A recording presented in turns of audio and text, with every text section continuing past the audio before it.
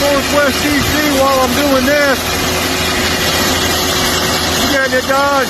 3055 assault shovel. Let's get into this guy. Alright, so customer complaint was literally they couldn't get this thing to go through regen, 100% soot load, they just put a new DPF on it, you know, blah blah blah, and fault codes for the inlet and the outlet. So hook up to it with ET, what do I find? The DOC and the outlet temperature sensor, negative 40 degrees. Well, that's a little low. So like any field tech, you start where the fault is, and if it's not connected, it doesn't read. And if you don't know this, basically all the temperature sensors on the DOC or DPF, I'm sorry, they all share the same ground. So if you create and open on one, you're gonna fuck up the rest of them. So hook it up, codes clear out, and we force a regen. All right, so I started the data log a little late, but as you guys can tell there, she comes up in temperature, hits around 1100 degrees, maintains temperature, and then falls off right at the end there like it's supposed to. Fun stuff. So I tell Tyler this is how your service truck's supposed to look like. That's right, Alcoa is fully covered in mud. What are we driving? Hey, true, baby, that's the track. We're gonna take it to the top, and that's the truth first. Don't even think about taking the convertible. It might loosen your moose. No, that's cool. That's too much chrome for me anyways. I'm built a little differently, I guess, because I have had people come up to me and say, how do you do it, sir? How do you do it? 2 hours into wild and wonderful Washington, D.C. to work on this 325. All right, so we got a 374-5 swing brake solenoid, current below normal. Well, let's get into this one. All right, so locate the solenoid. We've got a 611-6430 part number. What's the resistance value of this coil? Wow, it's 370,000 ohms. She bad, boys. So all in all, fairly easy diag there. Validated, we have power and ground. When it's triggered, and it obviously opens when it's supposed to. Not a major call here, but just some easy shit. You know, I'll take them on an easy Tuesday, because I don't get many. Alright, so we got a C-15 with some low fuel pressure issues. Right now,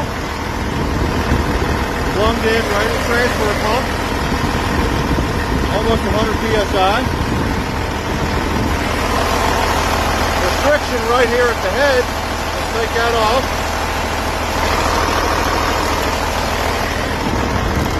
And look at that. We found our problem. Alright, TL1055D with a number of issues found. Ooh. Alright, so right off the bat, we've got a 3100-2 fault, which is a after treatment number 1, def concentration, erratic, intermittent, or incorrect. Well, there's more to it than that, boy. Pull the def injector, inspect the mixer, and it's all through the whole mixer there is crystallization. What else did we find? Spray pattern out of the def injector. Not that good. But after spending some serious time on this thing, we did put an actual manifold on it because, well, it was in question. The level then never decided to check in. It stayed conditions not met. Put it up to 100%, still conditions not met. So go through the data link, check all the obvious stuff. And, well, we have our resistance where we need to be at, voltage where we need to be at, and obviously supply and ground. But still, we have problems. So go all the way back to the ECM.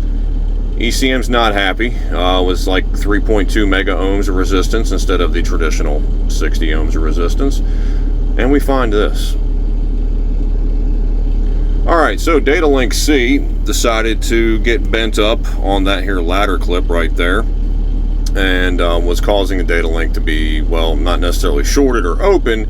It was just not receiving the proper data. So actually the engine ECM and the DCU were not communicating properly. So it's another one of those finds that will make you shake your head and want to know why the fuck you do this for a living. Aside from that, I got DEF fluid all over me. It rained like a motherfucker, and here I am finding this shit now. So it's been a challenging day. So on to the next one, boys. Alright, start back out the day. Got the 980H. New check valve for the return side, and also install the sight. See if we can't find out if there's any air in the system. See how this shit goes. Gotta love doing fuel system testing, and there's no fuel in the machine. Gotta love it. ain't got no gas in it. Amazing when you get some fuel in the fucking thing. Hey, you get fuel pressure. So that little check valve did get us up to at least 84, almost 85 psi. So we'll see where we get from there. Well, boys, the old 9-liter Cummins let him down. Okay, Whopper. The old EGR valve decided to say, I don't want to work no more. Ah, it's so sad. The old 6.7's still going, though, boys. All right, boys, back out on the 1055. We've got a box full of fun. That's right. New mid-chassis harness for this guy. We're out here new boot goofing. That's right, genuine ostrich, 3 payments. And some Campbell City Mill socks. That's right, a little leg for you guys. All right, boys, have a good day. I'll update you throughout the day. Should be fucking awesome. All right, so about an hour and a half. Got the old harness out. And it's time to do that fucking mess. Fun. All right, so a couple hours later. By that I mean about 3 hours later. So we got the new harness all routed in, cable tied up. Real fun, real fun.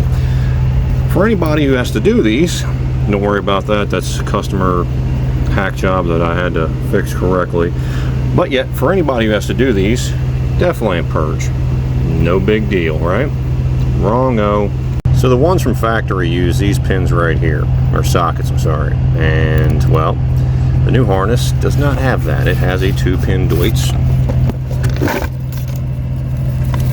This guy right here. So, focus. Come on, focus. There you go. Just for future reference. So now I have to order a new depth purge lamp to make this work, because I don't have sockets that goddamn small. Love my life, boys. Also, on a plus side, I guess, depth injectors installed. Hurrah! So fucking hot.